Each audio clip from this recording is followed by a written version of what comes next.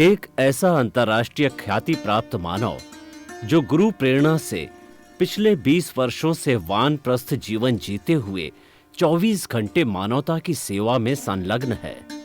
एक ऐसा मानव जो अभी राष्ट्रीय, अंतर्राष्ट्रीय टीवी चैनलों पर 7,500 एपिसोड के माध्यम से सनातन सत्य, आत्मविज्ञान एवं पुनरुत्थान, व्यवहार एवं निश्चय जगत के जीवनोपयोगी विषयों पर हृदय स्पर्शी प्रवचन कर चुका है। उस मानव का नाम है महात्मा उपासक प्रोफेसर डॉक्टर सोहन राज तातेड़। प्रोफेसर तातेड़ द्वारा योग, दर्शन, शिक्षा विषयों पर रचित पीएचडी स्तर के 250 शोध ग्रंथ भारत के 100 प्रतिष्ठित विश्वविद्यालयों में शोधार्थी पढ़ रहे हैं तथा वे सभी शोध ग्रंथ वहां की सेंट्रल लाइब्रेरियों में उपलब्ध हैं।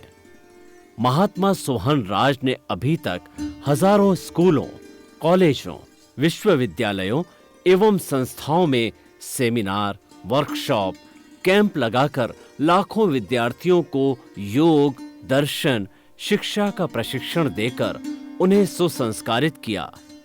डॉक्टर तातेड़ ने भारतीय संस्कृति उत्थान के 4,000 से अधिक समसामयिक विषयों पर आर्टिकल लिखकर ऑनलाइन जर्नल, पत्रिकाओं, वेबसाइट्स पर प्रकाशित किया, जिसका उपयोग लाखों पाठक कर रहे हैं। उपासक तातेड़ के 5,000 से अधिक आज का सुविचार, आज का शुभ संदेश, आज का मंगल भावना योग आदि चिंतन websites, Twitter, blogger, Facebook, YouTube माध्यमों से लाखों लोग अपना जीवन निर्माण कर रहे हैं। मानवता के मसीहा ऐसे महामानव महात्मा सोहन राज तातेड़ के प्रोफाइल को अभी तक विश्व के 20 लाख दर्शक यूट्यूब पर, 12 लाख गूगल पर एवं लाखों दर्शक फेसबुक, ब्लॉगर, ट्विटर और इंस्टाग्राम पर देख चुके हैं।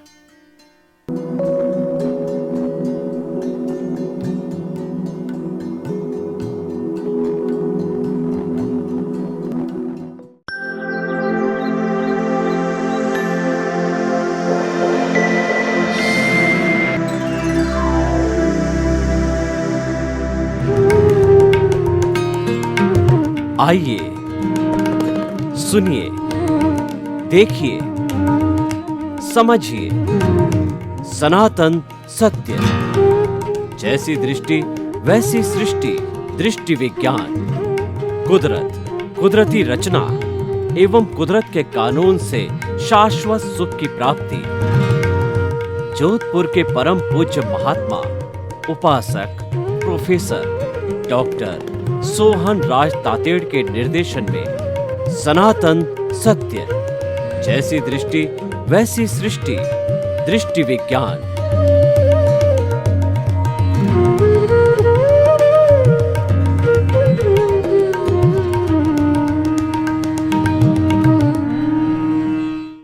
आत्मविज्ञान, साइंस ऑफ द सोल के अंतर्गत हम आपको सही दृष्टि, सही सोच, राइट विजन, राइट थिंकिंग के अंतर्गत नए नए विषयों के माध्यम से हम आपको आत्मानुभूति करवाते हैं, आत्म साक्षात कराते हैं, सेल्फ रियलाइजेशन कराते हैं, आपके अस्तित्व के बारे में जानकारी कराते हैं। उससे हमारा जीवन सार्थक होता है। मनुष्य जीवन जो मिला है उसकी सार्थकता प्राप्त करने के लिए हमें अल्टीमेट ट्रुथ को मालूम करना चाहिए, क्योंकि मनुष्य एक ऐसा प्राणी है जो अल्टीमेट ट्रुथ मालूम कर सकता है, जानकारी कर सकता है, उसको प्रारंभ कर सकता है। इसीलिए आत्मविज्ञान कार्यक्रम प्रारंभ किया गया है। इसी क्रम के अंदर आज का हमारा विषय है पुरुषार्थ चतुष्टय। भाई और बहनों, बहुत ही सुंदर विषय है और हमारी भारतीय संस्कृति, सभी धर्मों की जो लाइफ स्टाइल है, जो साइंस ऑफ द लिविंग है, वे ऑफ द लिविंग है और the purpose of the living है, वो सारा जो है पुरुषार्थ चतुष्टय में आ गया है। और पुरुषार्थ चतुष्टय एक बहुत फेमस टर्म है हमारे यहाँ पर। इसके और हर धर्म के अंदर इसका विवेचन किया गया है और हर भारतीय नागरिक जो है धर्म की बात करता है, उसको पुरुषार्थ चतुष्टय आता है। तो पुरुषार्थ चतुष्टय का अर्थ क्या हुआ कि 4 तरह का पुरुषार्थ करना। पुरुषार्थ एक जागृति है, पुरुषार्थ एक एफर्ट्स है, पुरुषार्थ से भाग्य बनता है। और जो भाग्य, जो पिछले जन्म का भाग्य है, वो हम आज भोग रहे हैं। और आज जो हम पुरुषार्थ करेंगे, आने वाले कल का भाग्य बनेगा। इस तरीके से पुरुषार्थ जो भाग्य में बदलता है, भाग्य पुरुषार्थ में बदलता है। तो 4 तरह के मुख्य पुरुषार्थ सभी धर्मों में और हमारी भारतीय संस्कृति के अंदर बताए गए हैं। पहला जो है अर्थ, दूसरा है काम, तीसरा है धर्म और चौथा है मोक्ष। काम शरीर की आवश्यकता है। जब शरीर यौवन हो जाता है, शरीर के अंदर युवकपन आ जाता है, तब शरीर के अंदर मादकता आती है, वीर्य की उत्पत्ति होती है और पूर्ण रूप से वो विकसित हो जाता है। तब ये काम की जो है उस शरीर के अंदर इच्छा जागृत होती है। ये ज़्यादा बताने की आवश्यकता नहीं है, क्योंकि सभी लोग इसके बारे में जानते हैं। अर्थ जो है हमारी ये बाह्य जगत है, हमारा परिवार है, हमारा गृहस्थ जीवन है, इसके संचालन के लिए अर्थ की आवश्यकता होती है। बिना अर्थ के हम संसार का कोई भी काम नहीं कर सकते। अर्थ एक विनिमय है, इसे लेना होता है, देना होता है। अर्थ के माध्यम से हम कोई भी हमारे जो आवश्यकता की वस्तु है खरीद सकते हैं, हमारी सुविधा और साधन की वस्तु को खरीदा जा सकता है। इसलिए पूरी एक अर्थ नीति बनी हुई है, परिवार के रूप में होती है, और वो देश में भी अर्थनीति चलती है, परिवार में भी अर्थनीति चलती है। ये भी आप लोग सब जानते हो, ज़्यादा बताने की जरूरत नहीं है। तीसरा है धर्म। इसके बारे में सांगोपांग व्याख्या करनी है कि धर्म एक ऐसा सेतु है जो कि अर्थ और काम और मोक्ष को जोड़ता है। मोक्ष हमारी मंजिल है, मोक्ष हमारा साध्य है, हमारा टारगेट है, हमारा लक्ष्य है, उसकी प्राप्ति करनी होती है। उसके बीच में जो ब्रिज है वो धर्म है। धर्म के लिए कहा गया है कि जो धर्म के लिए चाहे वस्तु सहाओ धर्म, वस्तु के स्वभाव को धर्म कहा जाता है। हर एक का अपना अपना वस्तु का स्वभाव होता है। अग्नि होती है, इसका स्वभाव ताप देना होता है। पानी होता है, इसका स्वभाव शीतल होता है। इस तरीके से वस्तु के स्वभाव को भी धर्म कहा जाता है। अगर हम पानी के अंदर हाथ डालें और ठंडे पानी में हम हाथ डालें और हम कहें कि हमारा हाथ जो गर्म होना चाहिए वो गर्म नहीं हो सकता है। अग्नि के अंदर हम हाथ डालें, कहें कि हमारा हाथ ठंडा होना चाहिए, नहीं हो सकता है, क्योंकि उस वस्तु का स्वभाव नहीं है। तो वस्तु के स्वभाव को धर्म कहा जाता है। दूसरा धार्यति इति धर्म, जो धारण किया जाए वो धर्म है। धारण का अर्थ होता है चरित्र के अंदर ढाला जाए, अच्छे अच्छे सूत्र, अच्छे अच्छे मूल्य, मानवीय मूल्य, सांस्कृतिक मूल्य, और दूसरा जो है हमारी संस्कृति के मूल्य, ये सारे हम जो धारण करते हैं उससे हमारा व्यक्तित्व बनता है, और उस धारण करने को जो है धर्म कहा जाता है। एक धर्म की परिभाषा होती है कि आत्मशुद्धि साधनम धर्म, जिस साधन से आत्मा की शुद्धि होती है उसको हम धर्म कहते हैं। ये अभी हमारा विषय है, इसके ऊपर हम बातचीत करेंगे। आत्मा की शुद्धि कैसे होती है और अशुद्धि कैसे होती है। आत्मा तो अपने साथ में अशुद्धि लेकर के आई है। जन्म जन्मांतर से आत्मा के साथ के अंदर लिंग शरीर के रूप में, कॉजल बॉडी के रूप में, कार्बन शरीर के रूप में, राग द्वेष के रूप में, कषाय के रूप के अंदर, क्रोध मान माया के रूप के अंदर, ये अशुद्धि जो है जुड़ी हुई है। इसको दूर करना हमारा लक्ष्य है, और इसको दूर करने के बाद ही हमें मोक्ष की प्राप्ति होती है, हमारे लक्ष्य की प्राप्ति होती है। तो धर्म क्या करता है, इसका शुद्धि करता है। धर्म एक ऐसा डिटर्जेंट पाउडर है कि हमारी आत्मा के साथ जितनी भी कार्बन शरीर के रूप में अशुद्धि होती है वो उसको दूर करता है। अब प्रश्न ये है कि उसको दूर करने के लिए हमारे पास क्या विधि है।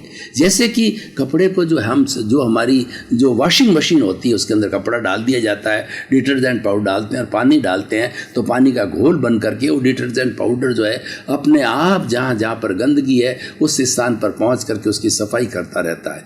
उसी तरीके से धर्म जो है वो सफाई कैसे करता है कि हम यहाँ अक्रम विज्ञान की बात कर रहे हैं। 2 तरह के विज्ञान है, क्रमिक विज्ञान और अक्रम विज्ञान। हमारा अभी ये जो विषय है अक्रम विज्ञान, उसकी शुद्धि करने के लिए 5 आज्ञाएं दी गई है। 5 आज्ञा का पालन करने से सम्यक दर्शन, सम्यक ज्ञान, सम्यक चारित्र और सम्यक तर्क की प्राप्ति होती है, और उससे हमारी आत्मा शुद्ध होती है। और ये 4 स्टेजेज हमारी भारतीय संस्कृति के अंदर बताया गया है कि मोक्ष प्राप्त करने के 4 मार्ग हैं। पहला मार्ग है सम्यक दर्शन, दूसरा मार्ग है सम्यक ज्ञान, तीसरा मार्ग है सम्यक चारित्र, और चौथा मार्ग है सम्यक तप। अब किस तरीके से होता है, पहले हम 5 आज्ञा को समझें कि जो 5 आज्ञा जो है वो अक्रम विज्ञान के अंदर दादा भगवान ने 5 आज्ञा क्या दी है। वो 5 आज्ञा क्या है, पहला तो रिलेटिव। रिलेटिव का अर्थ होता है कि ये शरीर जो मेरा हार्ड मांस का पुतला है ये रिलेटिव है, और 84 लाख जीवा योनि प्राणियों के अंदर जितने भी प्राणी हैं उन सब का शरीर रिलेटिव है। ये दुनिया पूरी रिलेटिव है, कॉस्मॉस पूरा रिलेटिव है, ये ब्रह्मांड पूरा रिलेटिव है, और शरीर जो है वो जो हार्ड मांस का पुतला वो रिलेटिव है। दूसरा रियल। रियल का अर्थ होता है हमारा अस्तित्व। हमारा क्या अस्तित्व है कि हमारा अस्तित्व चेतनामय अस्तित्व है, और हमारा आत्मा का अस्तित्व आत्मा है वो ज्ञाता दृष्टा इसका स्वभाव है, वो जानने वाला देखने वाला है, वो अनंत ज्ञान वाला है, अनंत दर्शन वाला है, और वो अनंत शक्ति वाला और अनंत सुख का धाम है। ये हमारी आत्मा का जो है वो पूरा लक्षण है, उसकी पूरी योग्यता है। तो ये जो है वो ये हमारा रियल है। तो इसीलिए रियल की जानकारी करना जरूरी है। हम किसी व्यक्ति को देखें तो तुरंत हमें रियल रिलेटिव का विवेक आ जाना चाहिए कि भाई इसके भीतर जो बैठा है शुद्ध आत्मा भगवान बैठा है, वो सबका एक सा है। घोड़ा गधा ऊंट भैंस राम कृष्ण महावीर 24 तीर्थंकर मैं और आप सब के अंदर वो जो शुद्ध आत्मा है परमात्मा है, जो भगवान बनेगा बन सकता है, वह सबका एक सा है। और जो है वो शरीर है रिलेटिव, शरीर के अंदर जो है वो आत्मा रहती है। तो ये रियल और रिलेटिव जो है 2 हमारी आज्ञाएं हो गई। तीसरी आज्ञा है ये जो है सम्यक दर्शन पैदा करती है। अगर हमने रियल रिलेटिव को प्राप्त कर लिया है तो हमें सम्यक दर्शन की प्राप्ति हो जाएगी, क्योंकि ये भेद विज्ञान हो जाता है कि मैं अलग हूँ शरीर अलग हूँ, दोनों के अंदर लाइन ऑफ डिमार्केशन हो जाती है, दोनों अलग अलग हो जाते हैं। रियल रिलेटिव अलग अलग जब मान लिया जाता है ये सम्यक दर्शन है, और ये हमारी जो मोक्ष की मंजिल है उसका पहला पड़ाव है। दूसरा है सम्यक ज्ञान। सम्यक ज्ञान का अर्थ यह है कि ये आखिर जो इतना बड़ा जगत है जिसमें 84 लाख जीवा योनि के प्राणी रहते हैं, इस जगत को कौन चलाता है? क्या इस जगत को भगवान चलाता है या कोई ऐसी स्थिति है जो चलाता है? इस जगत को चलाने वाला जगत नियंता व्यवस्थित शक्ति है। व्यवस्थित शक्ति का अर्थ होता है साइंटिफिक सर्कमस्टेंशियल एविडेंसेस। कुछ ऐसे संजोग मिल करके और इस पूरी सृष्टि को मिलाते हैं। उस संजोग के अंदर हम अगर सृष्टि की व्याख्या करें, अपना अलग विषय है वो हम व्याख्या नहीं करेंगे। जब जगत की जो अवधारणा की बात करेंगे तो व्याख्या करेंगे। जो 6 तत्व होते हैं जो हमारे गति सहायक है, जो कि मोशन देते हैं। दूसरा स्थिति सहायक है जो कि जड़ और चेतन को जो है जो मूवमेंट कर रहा है उसको स्थिति देते हैं। और तीसरा जड़ कहलाता वस्तु जो पुद्गल होता है। चौथा जो चेतन जो आत्मा होता है। और 5वां हमें समय के बारे में जो जानकारी वाला तत्व है वो टाइम है। और दूसरा स्पेस है, आकाश है जो सबका अवगाहना देता है। तो ये हमारा जड़ और चेतन को अगर छोड़ दें, यही गति करने वाले यही घूमने वाले हैं, तो उसके बाद के अंदर हमारा गति सहायक स्थिति सहायक और जो टाइम है और स्पेस है ये पूरे ब्रह्मांड के अंदर फैले हुए हैं। ये पौद्गलिक है और ये अमूर्त है, और ये जो है दिखाई नहीं देते हैं, लेकिन पूरे ब्रह्मांड के अंदर सुई की नोक की जगह इतनी जगह नहीं है जहाँ पर कि ये नहीं मौजूद रहते हैं। इनकी मौजूदगी लोक कहलाता है, ब्रह्मांड कहलाता है, सृष्टि कहलाता है, विश्व कहलाता है, पर्यावरण कहलाता है, नेचर कहलाता है। तो इसी से ये सारा जगत बना है। तो इस सब की जानकारी करने के लिए हमारे भीतर जो जिज्ञासा जागृत होनी चाहिए कि आखिर इस जगत को चलाने वाला कौन है। इस जगत को जो चलाने वाला है द्रव्य है, क्षेत्र है, काल है और भाव है। और उसके साथ में काल स्वभाव कर्म पुरुषार्थ नियति ये फैक्टर से ये घटक है जो कि जगत को चलाते हैं। जब हम सब इन सब चीज़ों का जो है वो हम ध्यान करते हैं तो हमारे में अकर्ता भाव आ जाता है। हमारे में एक अनुभूति होती है, हमारी ये जिज्ञासा शांत होती है कि मैं कर्ता तो नहीं हूँ और कर्ता मैं हो ही नहीं सकता, मैं तो एक संजोग हूँ, मैं तो निमित्त हूँ। कि कर्ता होने के लिए इतनी चीज़ों की आवश्यकता होती है। ये सभी मिलते हैं, जब व्यवस्थित शक्ति मिलती है तब वो संजोग जुटाती है, और संजोग जुटा करके किसी भी व्यक्ति का जड़ और चेतन का कोई भी कार्य होता है। तो इसीलिए जो है हम ये कह सकते हैं कि हम कर्ता नहीं हो सकते। तो अकर्ता भाव की जहाँ भावना आती है वहाँ राग द्वेष दूर होता है, और वहाँ पे व्यक्ति के अंदर वैराग्य आता है, और व्यक्ति सही सम्यक ज्ञान को प्राप्त होता है। तो हमें सम्यक दर्शन और सम्यक ज्ञान की दो परिभाषा हुई, जो कि हमारी ये 3 आज्ञाओं से मिला। चौथा अब ये है कि हर धर्म की जो आचार संहिता होती है, उस धर्म को हम किस तरीके से पालन करें, क्या सिस्टम होना चाहिए, क्या पद्धति होनी चाहिए, आचार संहिता, हर धर्म की अपनी अपनी आचार संहिता है। तो हम अक्रम विज्ञान की बात करते हैं, तो इसके अंदर जो हमारी चौथी आज्ञा है वो एक फाइलों का संभाव को निपटारा करना। फाइल का मतलब पहली फाइल अपना शरीर, दूसरा फाइल अपने साथ में रहने वाली पत्नी, तीसरी फाइल बेटा, चौथे फाइल बेटे की बहू, पांचवा फाइल पोता, इस तरीके से दूध वाला हमारा नौकर वोकर, ये सब फाइलें हैं। इन सब का संभाव पूर्वक निपटारा करना, यानी हमारा इसके साथ लेन देन होता है। इस लेन देन के लिए हमने जन्म लिया है, और ये हमारा जो शरीर है, मन वचन काया रूपी है शरीर जो मिला है, पूर्व जन्म के कर्मों के भुगतान के लिए मिला हुआ है, हमको भी भुगतान के लिए मिला हुआ है। हम भी जो करता है, और सामने वाला व्यक्ति जो हमारे साथ के अंदर रह रहा है वह भी करता है। तो खुद को अकर्ता समझना, सामने वाले को अकर्ता समझना, और सबको मिलाने वाली व्यवस्थित शक्ति है। और कोई भी मुझे कर्मों का भुगतान करना है तो वो निमित्त के माध्यम से होगा, और निमित्त जो है व्यवस्थित शक्ति भेजेगी, वो साइंटिफिक सर्कमस्टेंस एविडेंसेस होगी, वो निमित्त के भेजिए। वो निमित्त जो है व्यवस्थित शक्ति के द्वारा भेजा गया है, वो उसमें खुद का कोई दोष नहीं है। और भेजा क्यों गया है कि हमारे भीतर उपादान है, हमने जो कर्म अर्जित किए हैं उस अर्जित कर्म के भुगतान के लिए, उस अर्जित करके छुटकारे के लिए, उन कर्मों की निर्जरा करने के लिए जो कर्म उदय में आ गए हैं, प्रारब्ध में आ गए हैं, तो व्यक्ति निमित्त बन के आता है। इसको दोषी मत समझो। इसीलिए इस संसार के अंदर कोई दोषी नहीं है, और किसी को दोषी नहीं समझना चाहिए। जब हमारी दृष्टि दोष रहित हो जाती है तो हम राग द्वेष से मुक्त हो जाते हैं, और राग द्वेष से मुक्त होने पर जो है हमें जो है परम सत्य की प्राप्ति हो जाती है, हमें अल्टीमेट ट्रुथ की प्राप्ति हो जाती है। तो चौथी हमारी जो फाइलों का संभाव पूर्वक निपटारा करना, ये सम्यक चारित्र है। ये हम अगर बराबर पालन करते रहेंगे तो धीरे धीरे अपनी जो है उन्नति की ओर बढ़ते रहेंगे। अब जो है 5वीं आज्ञा है कि शुद्ध आत्मा के बही खाते में रकम जमा करने का अर्थ ये है कि जो 5 आज्ञा है उसका हम सही तरह से पालन करते रहेंगे तो आत्मा की प्योरिटी बढ़ती जाएगी, आत्मा आगे बढ़ती जाएगी। ये तप है।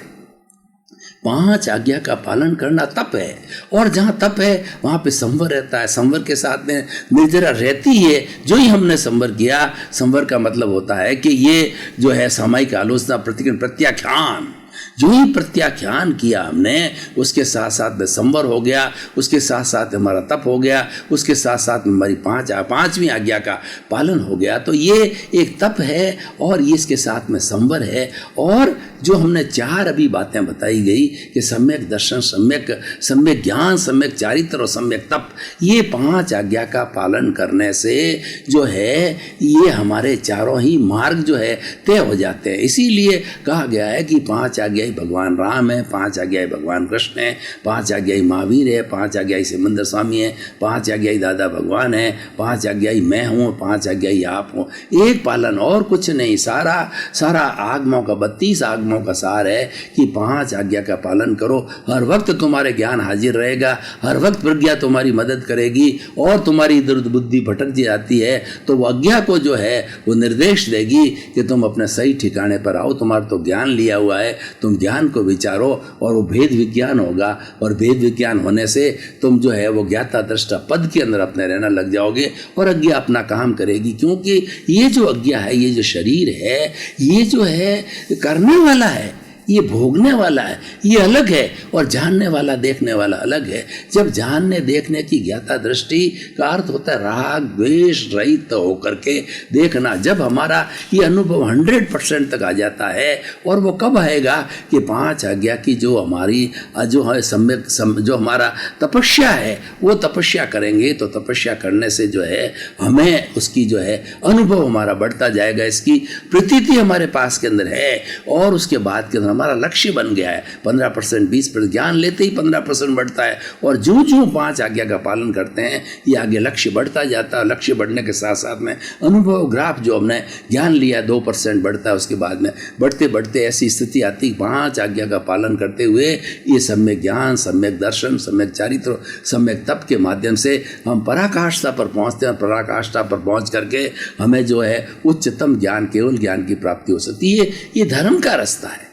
ये सारी बात मैंने इतना खोल करके उतना विस्तार से क्यों बताई कि सही धर्म का रास्ता यही है, क्योंकि मोक्ष के मार्ग सम्यक दर्शन, सम्यक ज्ञान, सम्यक चारित्र, सम्यक तप और जो 5 आज्ञा के अंदर नीत है। इसीलिए मैं 5 आज्ञा का पालन करें तो ये होलिस्टिक है और अपने आप ये पूर्ण तपस्या कराने वाली होती है, ये मैं लक्ष्य तक पहुंचानी होती है। क्योंकि 5 आज्ञा का पालन का उद्देश्य जो है मोक्ष होता है, मोक्ष के लिए ही दी गई और वो लगातार इसका पालन करता रहता है। तो प्रतीति तो ये जो है लेते ही प्रतीति हो जाती है 100%, और उसके बाद में लक्ष्य बढ़ता जाता है और लक्ष्य बढ़ने के साथ साथ अनुभव भी बढ़ता जाता है। तो भाई और बहनों, ये काम, अर्थ, धर्म और मोक्ष, मोक्ष जो है एक अवस्था का नाम है। मोक्ष का मतलब प्योर, हमारी आत्मा एब्सोल्यूट प्योर फॉर्म में हो जाती है, अशरीरी हो जाती है। उसके साथ में राग द्वेष का कोई तरह का एक भी परमाणु शेष नहीं रहता है। केवल ज्ञान होने के बाद के अंदर एक जो आयुष्य, शुभ आयुष्य कर्म जितना कि बचा हुआ बाकी रहता है केवली के, वो उतना भोग करता है। और भोग करने के बाद के अंदर जो है वो शैलेसी अवस्था होती है, अ उ ई री ल, ये 5 अक्षर की शैलेसी अवस्था प्राप्त करते ही वह सिद्ध बुद्ध मुक्त बन जाता है, सिद्धालय के अंदर चला जाता है और आत्मा जो है वो अखंड अक्षय जो सुख के अंदर प्राप्त हो जाती है, वो अनंत जो है सुख का भंडार बन जाती है, ब्लिश के अंदर चली जाती है। तो कुल मिलाकर के मोक्ष एक अवस्था है, ये सिद्धालय के अंदर मोक्ष है। वहाँ पर असंख्य अनंत जो है वो मोक्षगामी आत्माएं वहाँ रहती है और केवल ज्ञान के बाद ही वो स्थिति प्राप्त होती है, वो हमारा लक्ष्य है। तो इस तरह से काम, अर्थ, धर्म और मोक्ष, ये 4 तरह की हमने जो है पद्धति बताई, लाइफ स्टाइल बताई। और इस लाइफ स्टाइल को अगर व्यक्ति पालन करता है बहुत सुंदर तरीके से उसका लौकिक जगत तो आराम से हो जाता है। क्योंकि इस 5 आज्ञा के पालन में, इस धर्म के पालन के अंदर कहीं पर भी हमारा लौकिक कार्य है उसके अंदर कोई अड़चन नहीं आती। चाहे इंजीनियर है, आप डॉक्टर हैं, गृहिणी हैं, आप जो है बिजनेसमैन हैं, आप राजनेता है, कोई भी हो, तो जो कार्य आप कर रहे हो, आपका जो भी भगवान है उसकी जो पूजा पाठ कर रहे हो, जो भी आपकी जो क्रियाकांड है वो करते रहो, तो उसके अंदर कोई इसकी रोक टोक नहीं है।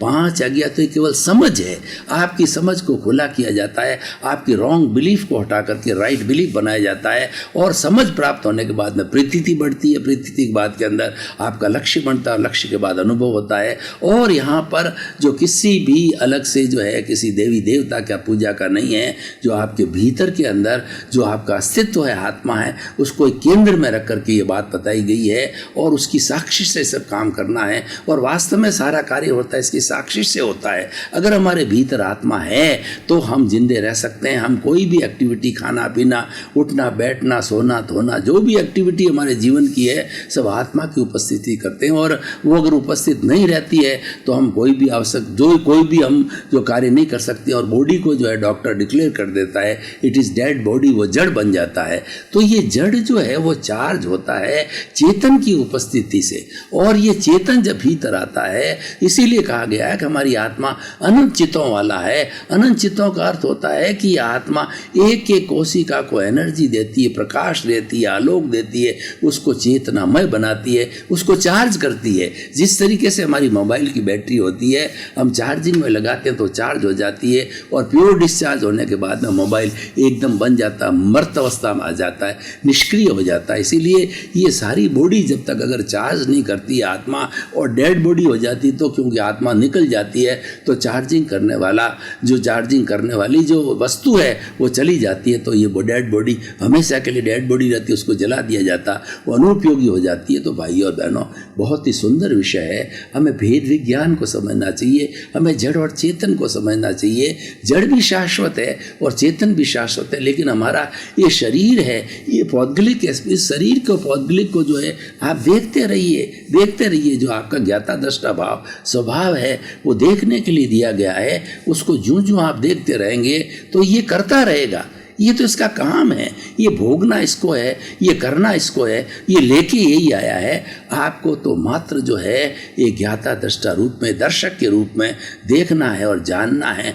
उससे देखने और जानने से जो इसकी जो एक्टिविटी है, वो जो इसका व्यवहार है, वो व्यवहार क्लियर होता रहेगा। और जब व्यवहार क्लियर होता रहेगा, नए कर्मों का बंधन नहीं होगा। जो ही हमें ज्ञान मिलता है, क्यों ही हमारा जो अहंकार होता है वो भस्मीभूत हो जाता। जो चार्जिंग चार्जिंग करने वाला अहंकार राग द्वेष है वो भस्मीभूत हो जाता है। जिस तरीके से एक सपेरे के अंदर जो हमारे जो जहर की थैली होती है और सपेरा उस थैली को निकाल देता है तो फिर वो सांप जो है डसने लायक नहीं रहता है, मात्र एक सांप जो है आकार के रूप में रहता है और वो डसे अगर बार बार फुफकारे तो भी उसकी जहर की थैली नहीं तो कोई असर नहीं आता है। तो हमारा जो जहर है वो राग द्वेष है, जहर है वो हमारा अहंकार है, उसको निकाल दिया जाता है और उसको निकालने के बाद के अंदर फिर क्या होता है कि नई चार्जिंग मन वचन काया की तीनों बैटरियों का जो चार्जिंग अहंकार है वो बंद हो जाता है और जो ये हमारी प्रतिष्ठित आत्मा हमारी आज्ञा है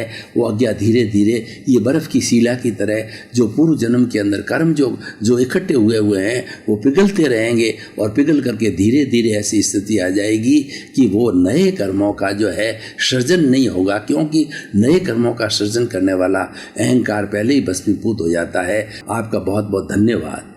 आत्मविज्ञान कार्यक्रम आपके भीतर की अनुभूति कराता है, आपके भीतरी जगत से परिचय कराता है और आपके अस्तित्व के बारे में बताता है, अस्तित्व के अनुभव के बारे में बताता है, अस्तित्व की प्रतीति कराता है, अस्तित्व की जानकारी करने का लक्ष्य बनाता है। इसलिए आप जो है आत्मविज्ञान कार्यक्रम को स्वयं देखते रहिए, अपने परिवार वालों को दिखाइए और उसके साथ साथ में हमारे इसके नीचे जो पट्टी चल रही है उसके अंदर जो है आपका जो मोबाइल नंबर ईमेल लिखा हुआ है, आपकी कोई शंका हो समाधान करना हो उसके ऊपर आप मेल के ऊपर हमको भेज सकते हैं या फ़ोन के माध्यम से जो है हमसे सत्संग करके और अपने स्वरूप के बारे में जो कोई भी शंका होती है उसको जो आप बहुत निर्मूल कर सकते हैं। तो आपके प्रति मंगल भावना शुभकामना।